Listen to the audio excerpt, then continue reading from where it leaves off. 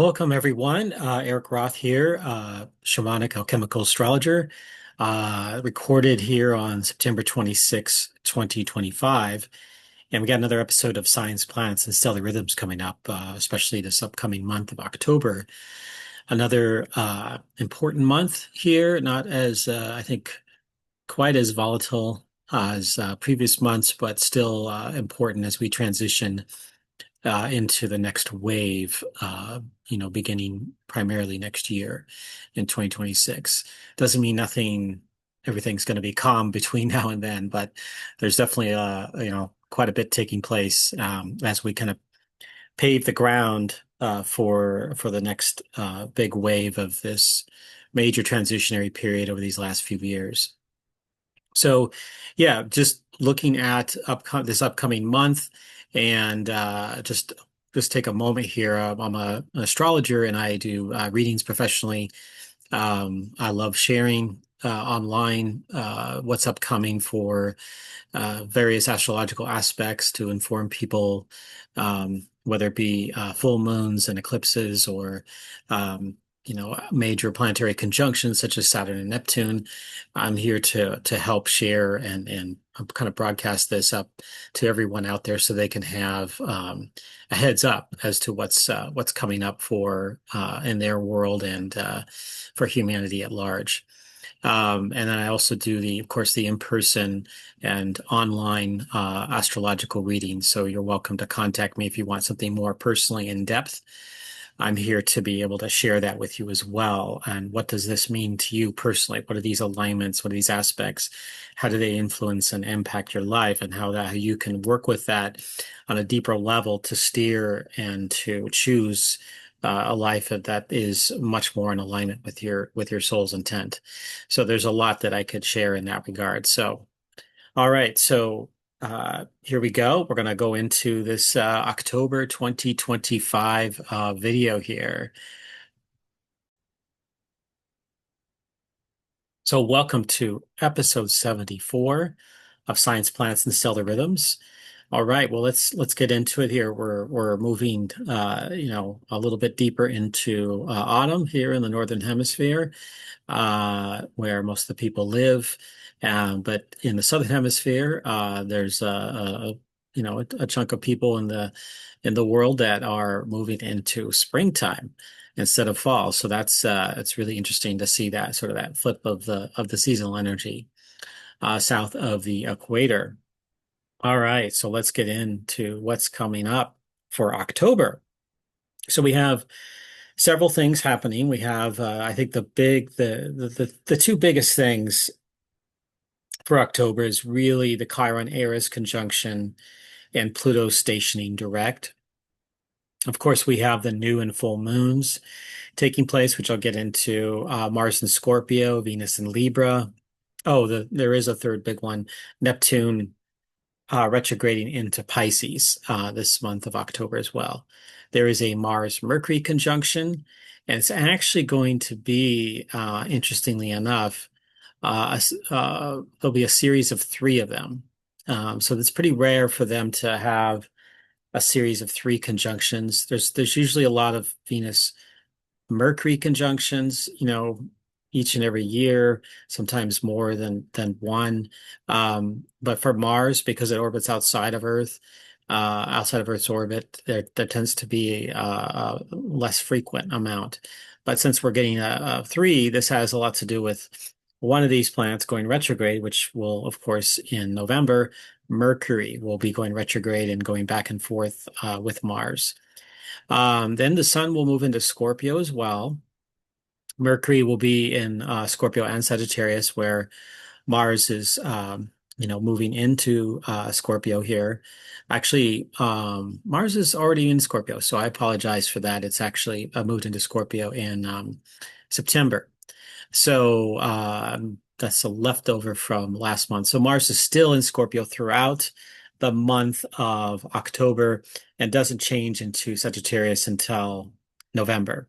So just something to keep in mind on that. And then we've also got the end of the month, was celebrated in several countries, Halloween or Samhain. that Samhain, that's pronounced Samhain. It's from the Celtic speaking peoples from ancient times. And we'll talk a little bit about that and what it means astrologically and astronomically. All right. So I kind of give you a little bit of a preview here. So the Chiron-Eris conjunction happens on the 8th. This is the second of a series of three conjunctions. Pluto stations direct in Aquarius on the 13th. Venus enters the sign of Libra in later that month, and Mercury moves through. It starts the month out in Libra, enters Scorpio, and then on the 29th of October enters Sagittarius. And then there's also the Mercury and Mars conjunction uh, as well. And not to mention, of course, Neptune moving into Pisces too. All right, so let's go into what the outer planets are doing. Um, I like to kind of take a look at this and to give people a heads up. The outer planets don't move very fast, especially Eris, Pluto, and Neptune, or if a planet is about to station. And so Pluto, for example, it's retrograding until October 13th, and it stations direct at 122 Aquarius. And then really only goes to 126. So it barely moves this entire month. It's basically stationary. So if one were to have a telescope, a big telescope out looking at Pluto, it would basically be standing still in relative to um, the stars around it. Eris is also barely moving, but that's mainly because it's really, really far out there. It's still retrograding Aries, also waiting to receive Chiron, which happens on October 8th. And then it begins the month at 2520 Aries and reaches 2501 Aries at the end of the month. It's again retrograding. It will go into a little into the 24-degree range where the last conjunction will happen in 2026. Chiron also will be connecting with Eris, of course, the second of three conjunctions. It starts the month at 2536 Aries and ends at 2412 Aries. Saturn also retrograding.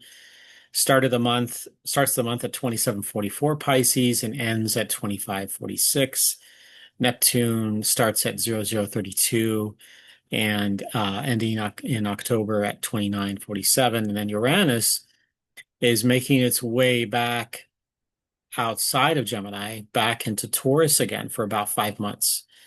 And so this is the last month this year that it'll be fully in Gemini.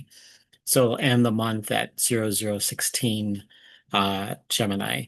And so there's actually a Mercury-Uranus opposition just after Mercury goes into Sagittarius at the end of October on October 29th. Okay, so Mercury and Scorpio. So um, it's always the fastest moving planet outside of, as far as celestially, outside of the moon and across the sky. It's the one that moves the fastest. So it activates a sign that relies on the feeling function as an elemental water sign, which is Scorpio.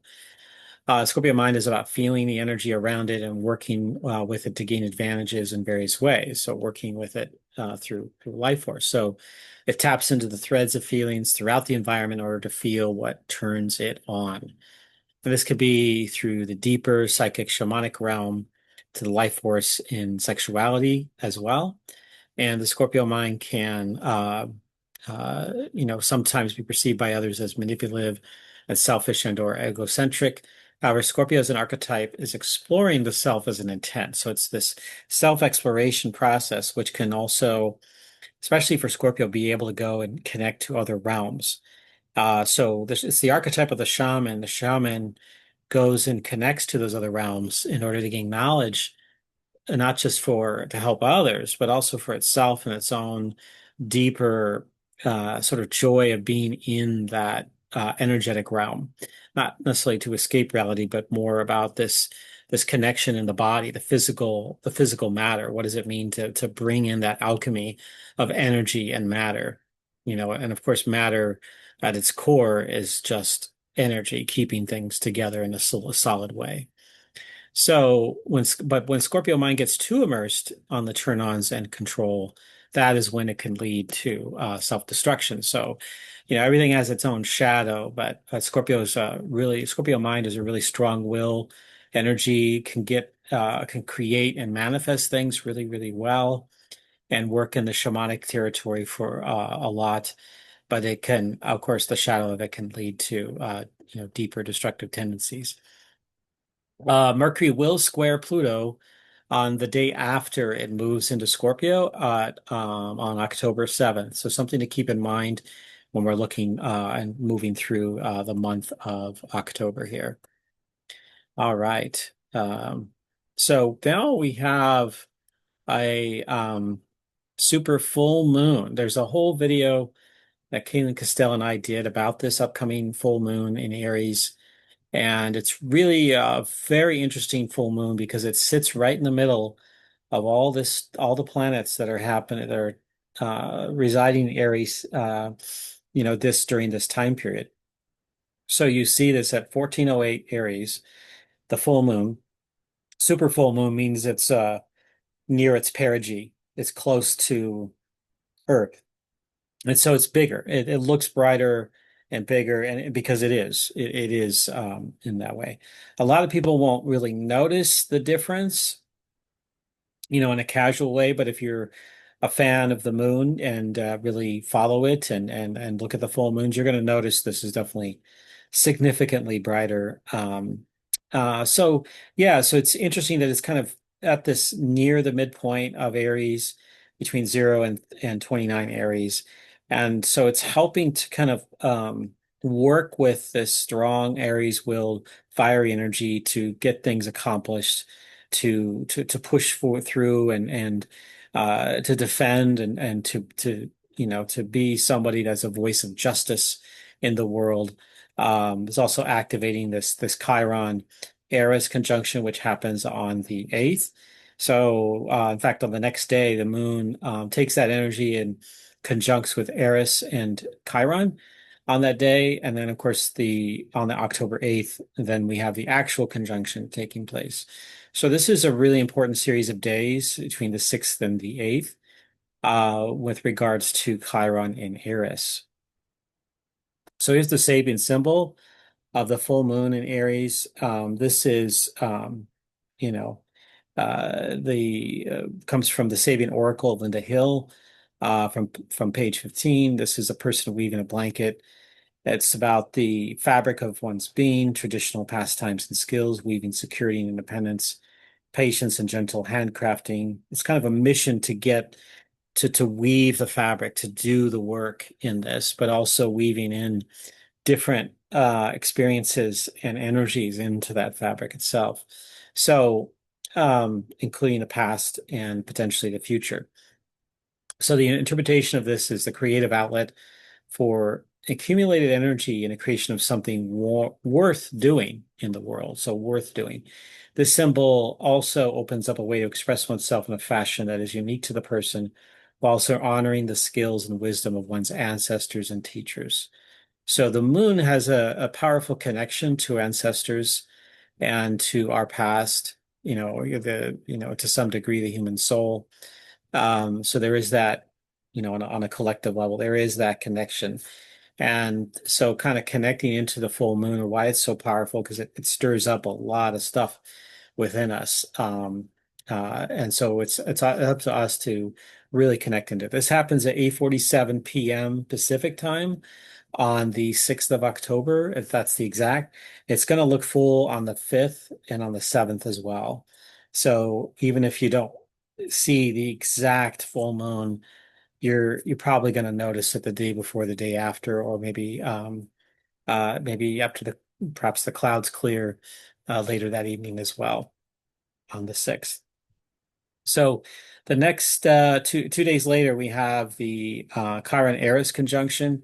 And just to note here that October 7th, there is a powerful near exact three-way conjunction between the waning gibbous moon, so just after the full moon, and Chiron-Eris. So you can see Chiron-Eris here on the left-hand side of the screen at 25:15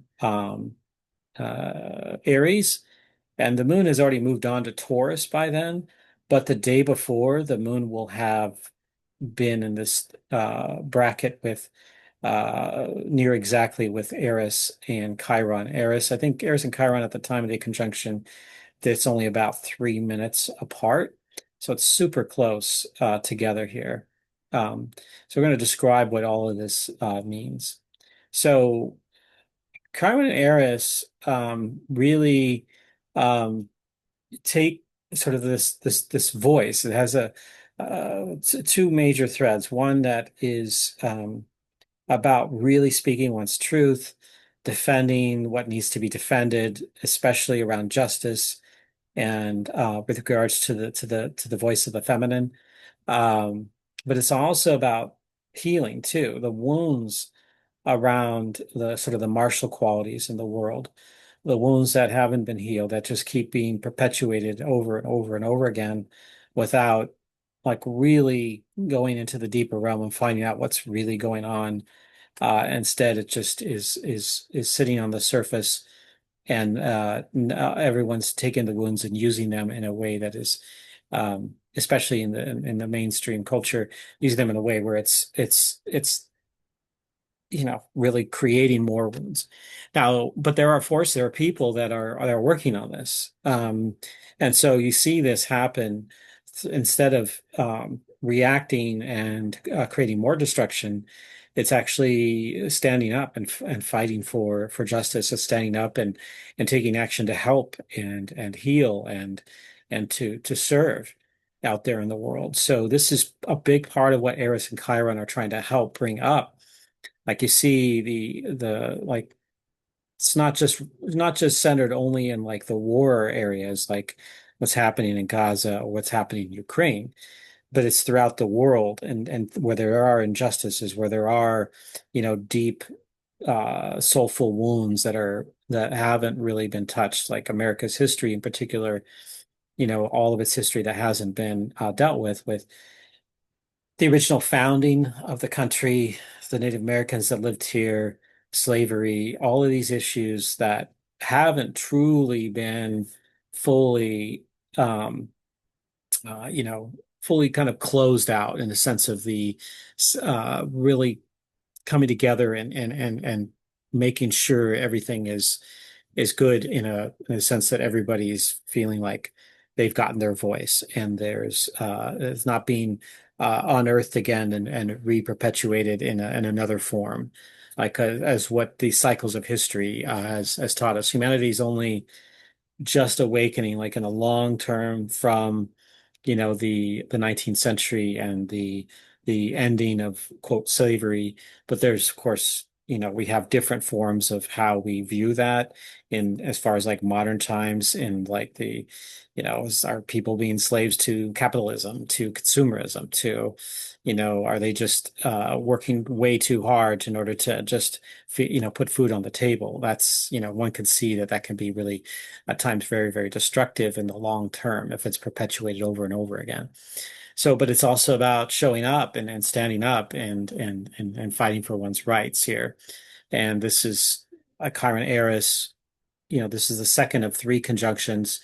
So there'll be another one coming up in March of 2026, about a month after the Saturn Neptune conjunction there.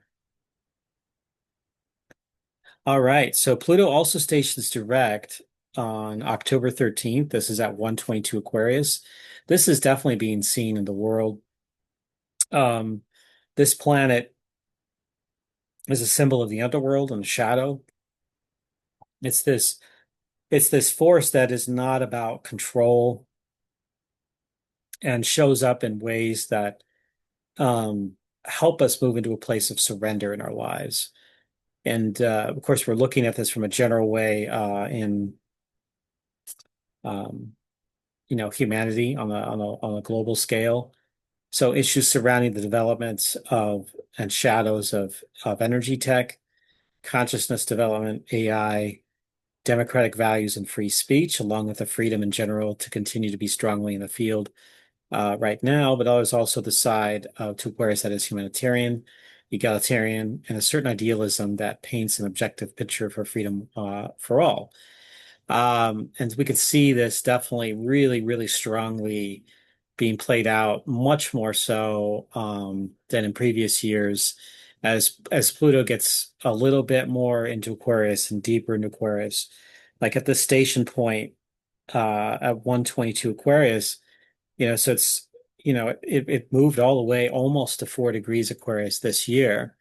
And next year it's going to get over 5 degrees Aquarius in 2026. So, we're really going into the deeper levels of these issues that need to be sorted out, that need to be worked with and exercised in a deep, profound way. We're in the death rebirth throes of the time when we really, for at least for the United States and for like a Western world, it was a big upsurge in like the rights of humanity, what they called the rights of man back in the 19th century, sorry, the 18th century. And so Pluto was in Aquarius during that time. And so this is a chance for us to revisit that and realize like, hey, we're completing all of that energy that was going on at that time. We're completing it now. And it's time to birth something new. And that can take a long time to go through. It's not an easy process. And trying to define what is freedom and consciousness and like this greater sense of humanitarianism, what does that look like and how can we balance that out? And that's part of what the process is. Pluto is going to be in Aquarius through the early 2040s. So it's a chance for us to really look at that, not just here in the United States, but in all over the world. All right, then on the same day that Pluto stations direct, we have Venus going into Libra. So this started out the month in the sign of Virgo, having ingressed into it back on September 19th. And then this period of Venus's journey takes it through a sign that emphasizes the creation and maintenance of healthy relationships, diplomacy, co-creative efforts, and community. Um, Venus and Libra also helps us connect to others and to be able to meet their needs as our needs are also being met. It is about conscious equal partnership or romantic, work, social, and other kinds of relationships. So it's really a time frame, between now and October 13th. And even during the week, there's some overlap between Venus and Libra and the Sun in Libra. That's really going to really emphasize this need to connect to people, community, and kind of build relationships. While in this sign of Libra, Venus will go into opposition with Neptune on the same day. So on that day, at 0012, Libra Aries, contributing to a new layer of the ongoing double sextile, mini grand trine with Uranus, Pluto, and Saturn, Neptune. Venus will also be opposite Chiron and Eris on November 1st and 2nd. So right in the opening of November, Venus is going to be playing, I think, a powerful role in continuing to open up and catalyze and work with Chiron Eris is one of the narratives, one of the big narratives in the world right now. Then on the 19th, we have a Mercury-Mars conjunction. This conjunction will be technically visible in the early morning, although Mercury will be the brighter of the two planets. You can see this here in Scorpio at 1911 Scorpio. Mercury will be at minus 0.2 magnitude, while Mars will be at a dimmer plus 1.4. So Mars is moving toward uh, the what we call kind of the phase of the underworld, which will reach, I think it's at the towards the end of November is when that happens. And it'll stay there for a few months, I think 3+ months. Mars will be invisible to the naked eye. But if you get a chance to see Mercury with Mars, and I would suggest to get way out outside the city and to try to get into as dark sky as possible without cloud cover and mountains blocking the in the evenings, sorry, oh, sorry, that's the early evening sky, not the early morning sky. So just as a side note, that should be early evening. So the early evening, just after sunset, um, if you just once your eyes adjust, you could start to make out Mercury and Mars, and they won't be visible for very long until they dip down to below the horizon. So if you've got chances to do that, it's definitely worth doing. What does this mean? So this is, the Mars and Mercury typically have only one conjunction every 2 years or so. Um, but there are two other conjunctions, and not just in Scorpio. They happen in three different signs, the three signs in a row: Scorpio, Sagittarius, and Sagittarius in November, and then also in January in the sign of Capricorn. So this conjunction, the sign of Scorpio, will place the greater mysteries within and outside of us into greater focus. The energy supports an exploration of the deeper mysteries of the universe, along with working with life force energy more consciously. It could also be like on a more surface level, more intense, because Mars is, traditionally it's the ruler of Scorpio. So that's like it's at its home. It's could be really, really powerfully felt in the world, but Mercury going into that space could also bring a little bit extra air energy, some energy into the mind more. And so there's more thought into all of this, and rather than just this intense actional energy that's coming through. All right. So then on the 21st, we have the new moon. This is about relationship nurturance, and it's opposite Chiron-Eris. You can see the red circles. The new moon at 2821 Libra, and you can see here we have Eris and Chiron, and this is just about 2 weeks after the conjunction, and they're so Chiron and Eris are still pretty close together, both retrograding. But while that's going on, this is really interesting how it's activating a lot of this stuff that's been ongoing, particularly the trine of Uranus and Pluto, and then the sextile between Uranus and Neptune, Uranus and Saturn, and then the sextile of Neptune, Saturn to Pluto. So this is that double sextile mini grand trine I've been talking about. But you can see here, Mars and Mercury are still really close together in Scorpio. So this is a really interesting. There's a lot of balance here in this wheel. So I don't think it's going to be a massive eruption of energy. I think because of the balance here, but there could be certainly some impacts here, in part because of the intensity of Mars and Mercury together, and the opposition of the new moon to Chiron-Eris. So just something to keep in mind as this is all sort of ongoing here. And Jupiter has been making its way closer and closer to the edge of Leo.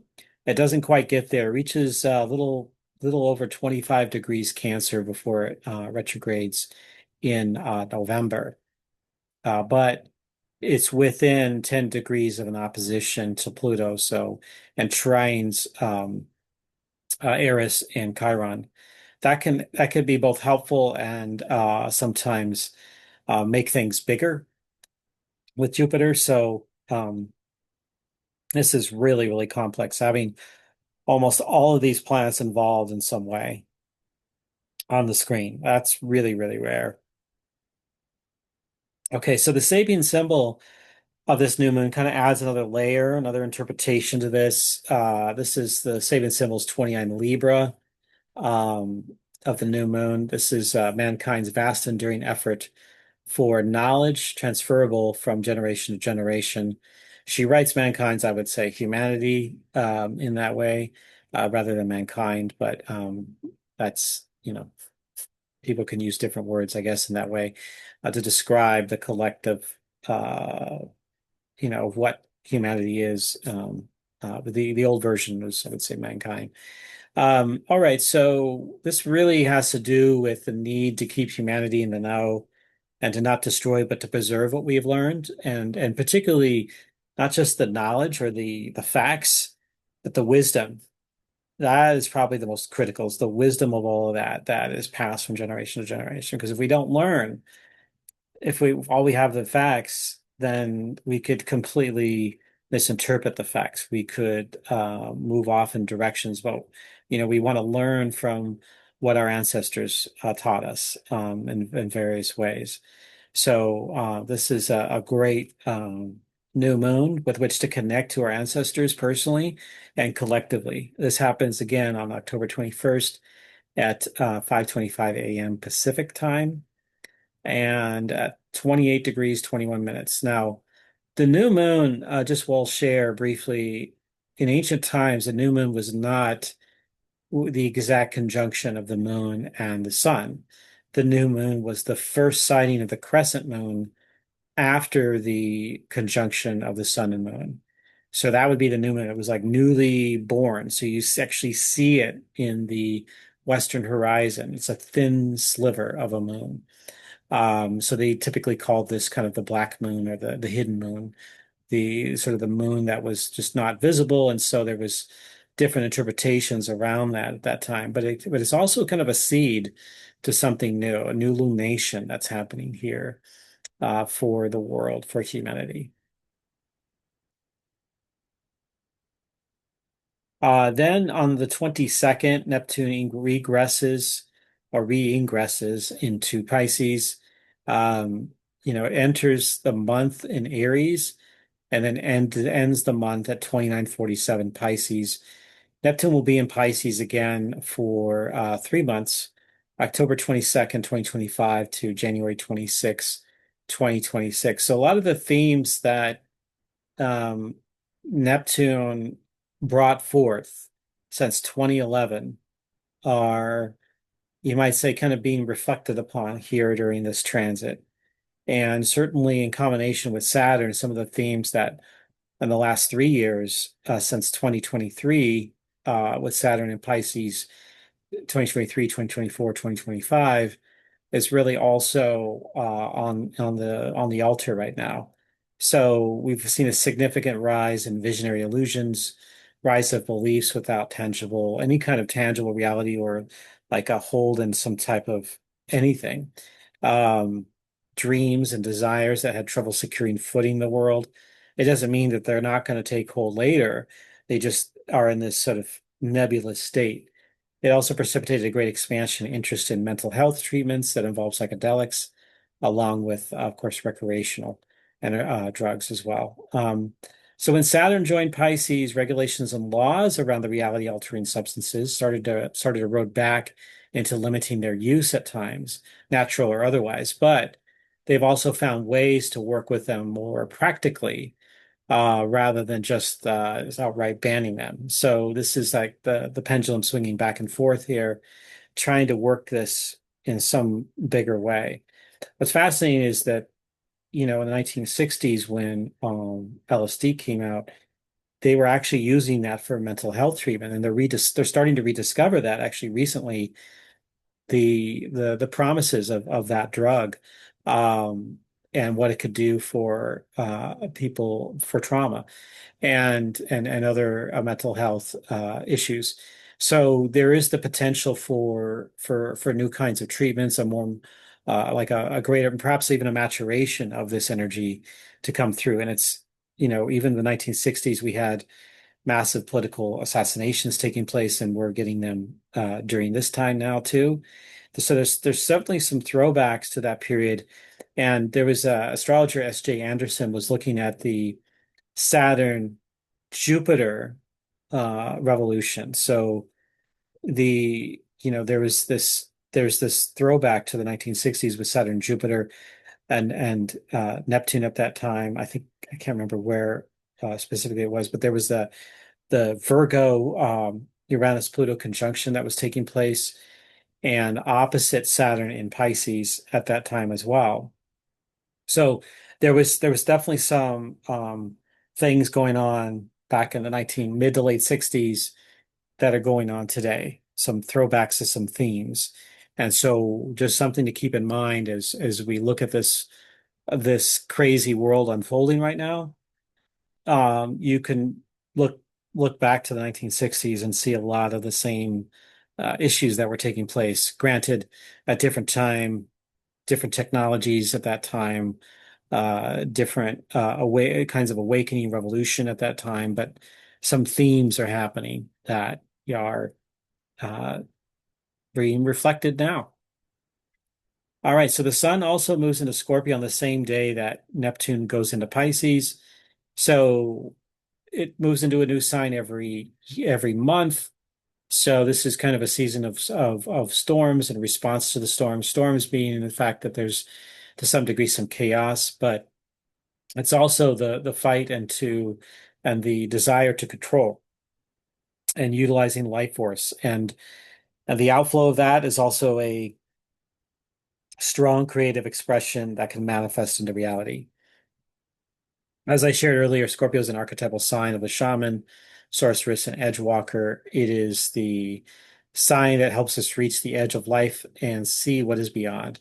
It is an organic, watery, passionate sign that is controlling its emotional state through will while maintaining conscious connection to the deeper mysteries. Obviously, it's very, it's just a summary of what Scorpio is capable of, but it operates in its own way, and it's a very, very powerfully passionate, willful sign, but it's also a sign that can really help us get into archetypally into the deeper mysteries of the universe and kind of peering through into the darkness, into the beyond and even beyond that. So Scorpio is really powerful in that way, and it's so I look at Scorpio as one of the two major signs that really embody the word creatrix. The Scorpio and Leo really do embody that. So Sun and Scorpio will be until November 22nd. And then we have Mercury moving into Sagittarius. Now, I want to encapsulate this a little bit because Mercury having moved on October 6th into Scorpio and now into Sagittarius, this is really Mercury's going to be spending a few months in Scorpio and Sagittarius. So October, November, December, and January. So it's really going to be in those signs for about those 4 month period. And so well, until it moves into Capricorn in January. So it's a chance for us to like really get into the mind of both Scorpio and Sagittarius together. So Sagittarius, in this case, is from October 29th till November 18th. It retrogrades back into Scorpio from November 18th through December 11th, and then moves back into Sagittarius until January 1st. That's when it moves into Capricorn at that point. And then we have the third Mars Mercury conjunction taking place. And the Mercury will be in opposition to Uranus on October 29th at 0021 Sag Gemini. On November 7th, Uranus will move back into Taurus. So Sagittarius mind is an intuitive, fiery, free-flowing, optimistic, and philosophical archetypal expression. It doesn't see a commitment other than its pursuit to discover new truths and meanings in the world. It's a torchbearer and a herald of the zodiac. It welcomes new trails and other routes less taken, or blazing entirely new ones as well. Mercury will make, again, more than one ingress in the sign of Sagittarius. Mercury's retrograde period is from November 9th at 6:51 Sag to November 29th, when station's direct at it's 2042 Scorpio on November 29th there. So yeah, it's about a 3 week period that Mercury is retrograde. That's going to be one of the main sharings for the month of November when we kind of get into that energy. We'll get into that video there.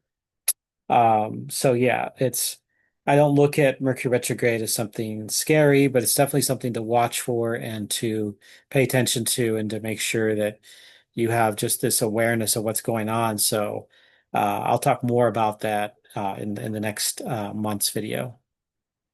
So then lastly, the end of the month, we have Halloween or Samhain, which is October 31st currently. But this kind of goes back to, traditionally to the 8th and ninth centuries when they came up with All Hallows Day and All Souls Day. In fact, there was some uh, confusion around when it should take place because some were celebrating those in the springtime rather than on October 31st. But there were also a significant influence from Celtic-speaking peoples in Europe from the annual holiday called Samhain. Traditionally, they celebrated that on November 1st, which was the time of the dark. So it was the time where it really started to get darker. You could really truly notice it the end of October, early November, and it's the where this liminal space in between worlds. And in fact, uh, the holiday Dia de los Muertos in celebrated in Mexico and Latin America and parts of the U.S. The Day of the Dead relates to this, also the Christian in the mix with the traditional religions back before the Christians came. So there's a connection with that, and uh, but astrologically and astronomically, it takes place like because of the calendar differences and everything over thousands of years. It's at what is called a cross quarter. And a cross quarter is in between major seasonal points. So in this case, it's in between the September equinox and the December solstice. So that November 1st isn't exactly in the middle, but it's from a psychological, spiritual level, we can connect into that. It's kind of a readily energy there. But it really is not until November 6th or 7th that the sun reaches the 15 degrees mark of Scorpio. Sometimes on the 5th, depends on, the leap year that's going on. So it might, run anywhere from the 5th to the 7th. But, so something to keep in mind as you kind of look at things and we're celebrating Halloween or the Dia de los Muertos, Samhain, that there is a astrological connection to the middle of the season of Scorpio. And what better way to celebrate Halloween or Samhain or Dia de los Muertos than right in the middle of the Scorpio season. So this is really, really fascinating, the connection between that, this modern holiday and the sky, what's happening with the earth and sky, as well as these spiritual holidays that go back millennia to particularly Europe and to some degree and the de los Muertos in the sort of the North American, South American region and what they did as well. All right. Well, I think that covers it. We're going to look at the chronology a little bit here. I'm going to be posting this as at some point coming up here on its own, but you can look at this and screenshot this if you want. But this really kind of paints a picture of all the major things that are happening in the month of October. Not all aspects or transits are listed here. That would just, it would be too hard to read that. But these are the major ones, including moon conjunctions with some major planets to kind of help fill in some of the gaps. Um, and keep in mind, I don't list the moon Chiron-Eris conjunction because it's already strongly populated in here. So to keep that in mind that here on the 7th and 8th, that the moon is conjunct Chiron-Eris just before Chiron-Eris have their exact conjunction. And we have two moon-Pluto conjunctions this month, one on the 1st of October and the other one on the 28th. So just before actually the 29th, just before Mercury moves into Sagittarius and there's the Mercury Uranus opposition. So, Pluto's definitely making a strong present, making its presence known really, really strongly in the month of October. All right, well, that's all I've got for you here after the summary. So please like and subscribe if this is something that you want to share with others. And if you really like the monthly summaries, the forecasts, and I'm planning to do more videos and eventually going to be putting together online courses So something to keep in mind. And then my work with Caitlin Castell at mystaralchemy.com, as well as our other YouTube channel, My Star Alchemy, where we also put videos together there. Um, and so, yes, my website is spiralnexus.com, and feel free to leave a comment or question about this if there are things you want me to discuss, maybe have a video about and share on YouTube and other places. I'd be happy to kind of consider that and look at that as well. So thank you all for being a part of this, and I look forward to seeing you again next time.